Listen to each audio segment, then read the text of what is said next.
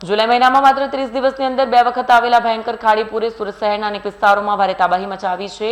રહેણાંક સોસાયટીઓ, નીચાણવાળા વિસ્તારો અને નાના ઉદ્યોગોને કરોડો રૂપિયા નુકસાન વેઠ્યું છે, જ્યારે સામાન્ય નાગરિકોનું દૈનિક જીવન ચોમાસાના બે આંચકાઓથી ખોરવાઈ ગયું છે।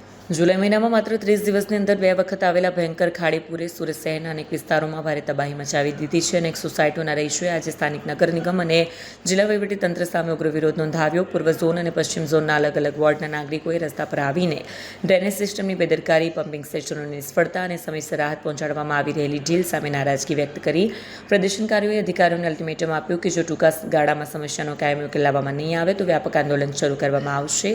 સ્થાનિકો રહેવાસીઓનું કહેવું છે કે દર વર્ષે પુનરાવર્તિત થતા પૂરની સમસ્યા માટે તંત્ર પાસે કોઈ લાંબા ગાળાની યોજના નથી। દર વખતે આશ્વાસન સાંભળીએ છીએ, પરંતુ વાસ્તવિકતા એ છે કે પાણીની નિકાસી વ્યવસ્થા જરૂરી છે, જર્જરિત છે। હવે અમે મૌન નહીં રહીએ, એમ એક સોસાયટીના આગેવાને જણાવ્યું હતું।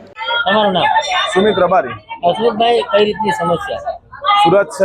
સુરત શહેરમાં અમે પરત પાટિયા એરિયામાં માધવબાગ વિસ્તારમાં રહીએ છીએ। દિલ્હીનું આંદોલનનું સ્થળ એટલે જંતર મંતર અને ખાડીપુરનું આંદોલનનું સ્થળ એટલે માધવબાગ સોસાયટી પરત પાટિયા। માધવબાગ સોસાયટી છેલ્લા 25 વર્ષથી પાણીથી હેરાન થઈ રહી છે। તંત્રને અપીલ કરી છે, સરકારને અપીલ કરી છે, રિસ્પોન્સિબિલિટી આવતી નથી। 2024 થી 2027 સુધી સમિતિ રચાઈ છે। 2024 થી સમિતિ જ ચાલુ છે, સમિતિ હજુ કઈ કર્યું નથી। સરકાર એમ કહે છે કે અમે પાકિસ્તાનમાં જતું સિંધુનું પાણી અટકાવી દઈએ, તો આ ખાડી તો સુરત જિલ્લાની આવું નાની છે। સુરત જિલ્લાનું આ પાણી તો સિંધુ નદીના બરોબરમાં તો 1% નથી। એટલે સરકારને અપીલ છે કે સિંધુનું પાણી નહીં અટકાવવું, ખાડીનું પાણી અટકાવો, તંત્રને જગાવો। અને તંત્રને જે કાલે આપણા ગુજરાતના મુખ્યમંત્રીએ 1500 કરોડ 500 કરોડ ને એમ કીધું કે ભાઈ 1500 કરોડ અમે વાપરી દેશું, પણ ઉપરથી ગાંધીનગરથી નીકળતા સુરત 400-500 કિલોમીટર અંદાજિત આવતા 1500 કરોડમાંથી વધતું કંઈ નથી। અને ખાડીની સ્થિતિ એની એ જ છે અને દર વર્ષે સમિતિ જ રચાય છે।